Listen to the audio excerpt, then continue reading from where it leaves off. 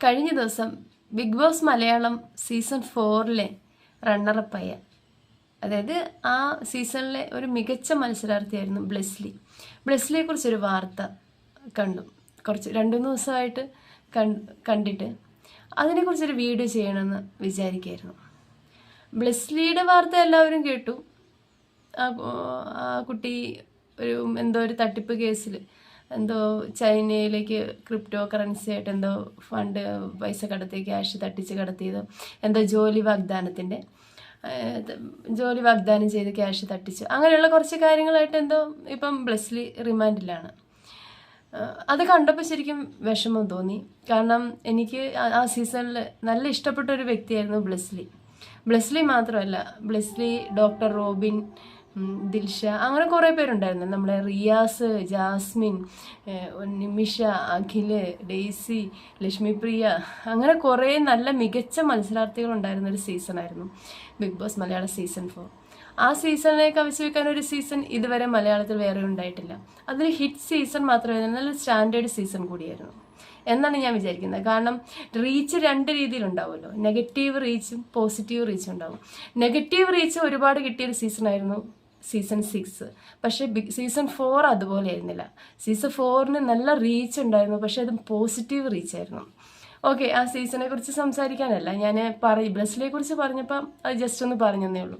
കാരണം അങ്ങനെയുള്ള ആ സീസണിലെ ബ്ലെസ്ലിയെ കുറിച്ച്, അല്ലെങ്കിൽ നമ്മളൊക്കെ ഇഷ്ടപ്പെടുകയും, അല്ലെങ്കിൽ നല്ല ഇഷ്ടപ്പെടാൻ എന്ന് പറഞ്ഞിട്ടുണ്ടെങ്കിൽ ഡോക്ടർ റോബിനായിരുന്നു എനിക്ക് ഏറ്റവും ഇഷ്ടം.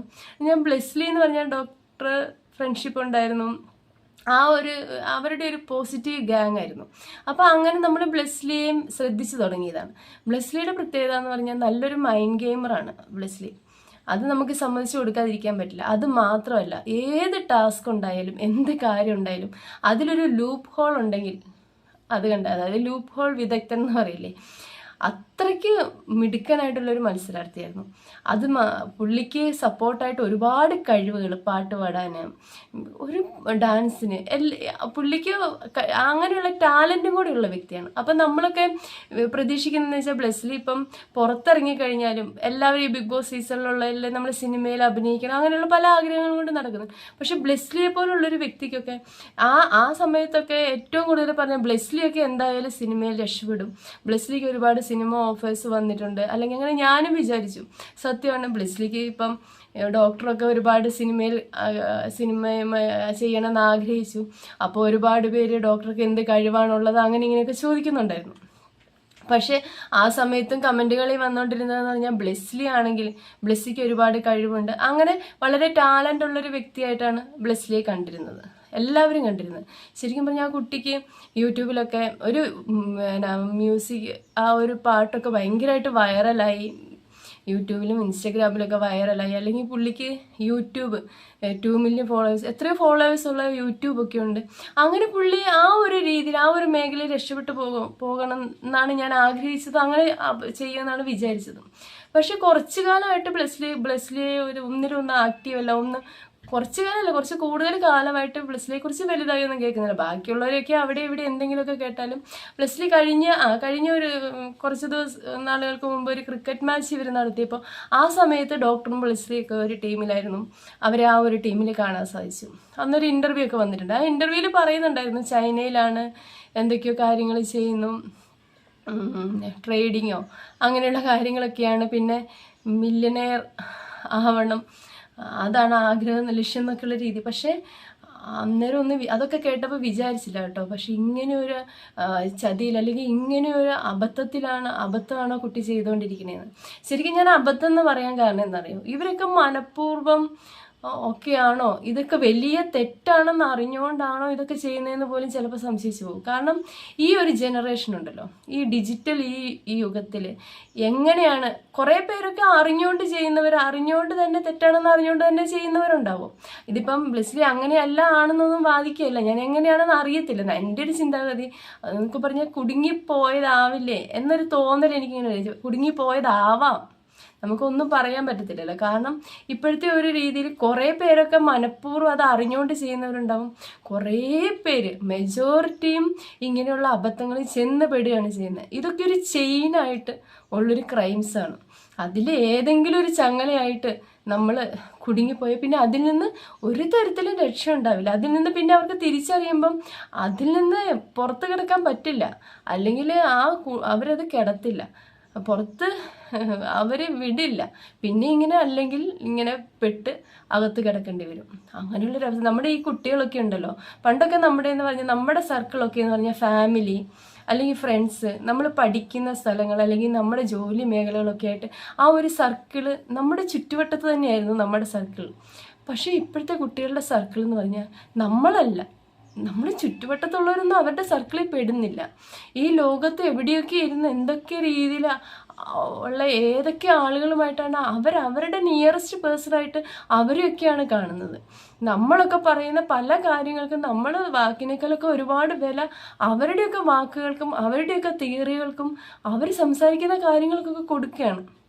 ഒരുപാട് ഇപ്പോഴത്തെ ഈ ജനറേഷനിൽ സംഭവിക്കാൻ പോകുന്ന വലിയൊരു പ്രശ്നം, സംഭവിക്കാൻ പോകുന്നതല്ല സംഭവിച്ച് കഴിഞ്ഞുകൊണ്ടിരിക്കുന്ന ഒരുപാട് കുട്ടികൾ ഇങ്ങനെ അറിഞ്ഞും അറിയാതെയും പല ഗ്യാങ്ങുകൾ പല ഗ്രൂപ്പുകളിലൊക്കെ പെട്ടുകിടക്കുക. ഏജൻസികൾ ഇങ്ങനെ പലതരത്തിലുള്ള ഏജൻസികൾ അത് അവരറിയുന്ന പോലും ഉണ്ടാവില്ലായിരിക്കും അവരാർക്ക് വേണ്ടിയാണ് പ്രവർത്തിക്കണേന്ന്. ഇതിൻ്റെ മുകളിലുള്ളവരൊക്കെ അവരെ ചൂഷണം ചെയ്ത് അവസാനം അവർ പിടിക്കപ്പെടുമ്പോൾ പിന്നെ വേറെ ആർക്കും ഒരു പ്രശ്നം ഉണ്ടാവില്ല, ഇവർക്ക് മാത്രമേ പ്രശ്നം ഉണ്ടാവുള്ളൂ. അങ്ങനെ നമ്മൾ ഏറ്റവും കൂടുതൽ ഞാനിപ്പോൾ ഈ വീഡിയോ ചെയ്യാൻ കാരണം എന്ന് പറഞ്ഞാൽ അങ്ങനെ ഒരു ചിന്തയിൽ നിന്ന് ഇപ്പോൾ ഈ കുട്ടി കുടുങ്ങിപ്പോവാനുള്ള സാധ്യതയുണ്ട്. അതുപോലെയാണ് നമ്മൾ ഒരുപാട് കെയർഫുൾ ആയിരിക്കണം നമ്മുടെ മക്കളുടെ കാര്യത്തിൽ. പ്രത്യേകിച്ച് ആൺകുട്ടികൾ പെൺകുട്ടികളെന്നൊന്നും ഇല്ല. പണ്ട് നമ്മൾ പറയില്ല ആൺകുട്ടികൾ ഇപ്പം മയക്കുമരുന്ന് കള്ള് കുടിക്കും അല്ലെങ്കിൽ ചീത്ത, നമ്മൾ അങ്ങനെയൊക്കെ പോലെ ചീത്ത കൂട്ടുകെട്ട് അങ്ങനെ ഇങ്ങനെയൊക്കെ പറയും. പക്ഷേ ഇപ്പോഴത്തെ ആൺകുട്ടികൾ പെൺകുട്ടികളെന്നൊന്നും ഇല്ല. ഈ മൊബൈൽ അവരുടെ ലോകം അതായി മാറിക്കഴിഞ്ഞിരിക്കുകയാണ്. എല്ലാവർക്കും ക്യാഷ് ഉണ്ടാക്കണം, എങ്ങനെയെങ്കിലും ക്യാഷ് ഉണ്ടാക്കണം. ക്യാഷ് പല രീതിയിൽ നമ്മുടെ മക്കളുടെ ഇടയിലേക്ക് നമ്മളറിയാതെ അവർക്ക് എന്തെങ്കിലും ക്യാഷും മറ്റു കാര്യങ്ങളൊക്കെ അവരുടെ കയ്യിലൊക്കെ എത്തുന്നുണ്ടെങ്കിൽ അത് നമ്മൾ വളരെ ശ്രദ്ധിക്കണം. നമ്മൾ ശരിക്കും നമുക്ക് എത്രത്തോളം ചെയ്യാൻ സാധിക്കുമെന്ന് എനിക്കറിയില്ല, പേടിയാവും ഓർക്കുമ്പോൾ. അത്രയ്ക്ക് കെയർഫുൾ ആവേണ്ടതാണ്. അവരുടെ ഇടപാടുകൾ എന്താണ്, അവർക്ക് വരുന്ന മാറ്റം എന്താണ്, അവരുടെ ഓരോ പെരുമാറ്റത്തിൽ നമ്മളറിയാതെ അവർക്ക് എവിടുന്നെങ്കിലും ക്യാഷ് അവരുടെ കയ്യിൽ വരുന്നുണ്ടോ, അവരുടെ ഇടപാടുകൾ എന്താണ്, അവർ ചെയ്യുന്ന അറ്റ്ലീസ്റ്റ് പഠിത്തമെല്ലാം കഴിഞ്ഞിട്ട് ഒരു ജോലിയിലേക്ക് അന്വേഷിക്കുന്നൊക്കെ ഒരു ജോലി കിട്ടി അല്ലെങ്കിൽ ക്യാഷ് എന്നൊക്കെ പറയുമ്പോൾ അവരെന്തെങ്കിലും പറഞ്ഞാൽ നമ്മളത് വിശ്വസിച്ചിരിക്കും. അവരുടെ ജോലി എന്താണ്, അവരുടെ ഇടപാട് എന്താണ്, അതൊക്കെ നമ്മൾ കൃത്യമായിട്ട് അനലൈസ് ചെയ്യും. കൃത്യമായിട്ട് നമുക്ക് നമ്മുടെ മക്കളെ നഷ്ടപ്പെടരുത്. ഇങ്ങനെ നമ്മൾ പറയില്ലേ എന്ന് പറഞ്ഞാൽ അവരേതെങ്കിലും ഒരു പ്രശ്നത്തിൽ കുടുങ്ങിപ്പോയാൽ നമുക്ക് ഒന്നും ചെയ്യാൻ പറ്റും, ഊരാൻ പറ്റാത്ത രീതിയിൽ കുടുങ്ങിപ്പോവും. ഒരുപാട് കുട്ടികൾ അങ്ങനെ കുടുങ്ങുന്നുണ്ട്. അപ്പം ഞാനിങ്ങനെ ഇപ്പോൾ ബ്ലെസ്ലിയെ പോലെയുള്ളവർ അത്രയും ടാലൻറ്റും അത്രയും കാര്യങ്ങളൊക്കെ ഉള്ള ആ കുട്ടീൻ്റെ ഫാദറൊക്കെ ഉപ്പയൊക്കെ മരിച്ചു പോയതാണ്. അപ്പോൾ കുടുംബത്തോടൊക്കെ സ്നേഹമുള്ള കുട്ടിയായിട്ടാണ് എനിക്ക് തോന്നിയിട്ടുള്ളത്. പക്ഷെ അവൻ പോലും എന്തൊക്കെയോ പ്രലോഭനങ്ങളുടെ അകപ്പെട്ട് അല്ലെങ്കിൽ എന്തൊക്കെയോ തെറ്റായ ധാരണയുടെ അടിസ്ഥാനത്തിൽ ഇങ്ങനെയുള്ള വലിയ ക്രൈമിലൊക്കെ ചെന്ന് പെടുമ്പം ആർക്കും ഏത് സമയത്തും നമ്മുടെ മക്കളെ വളരെയധികം സൂക്ഷിക്കണം. ആൺകുട്ടികളെന്നോ പെൺകുട്ടികളെന്നോ ഒന്നുമില്ല, ആരും ഏത് സമയത്തും ഇങ്ങനെയുള്ള അബദ്ധങ്ങളിലൊക്കെ ചെന്ന് വിടാൻ സാധ്യതയുണ്ട്. എനിക്ക് ബ്ലെസ്ലിയുടെ കാര്യം കേട്ടപ്പോൾ ഇങ്ങനെയൊക്കെയാണ് തോന്നിയത്. ആ കുട്ടി കുടുങ്ങിയ പോലെ അല്ലെങ്കിൽ അറിഞ്ഞോണ്ടാ എന്തോ ആയിക്കോട്ടെ, എന്തായാലും അങ്ങനെ ഇനി ആർക്കും സംഭവിക്കാതിരിക്കട്ടെ.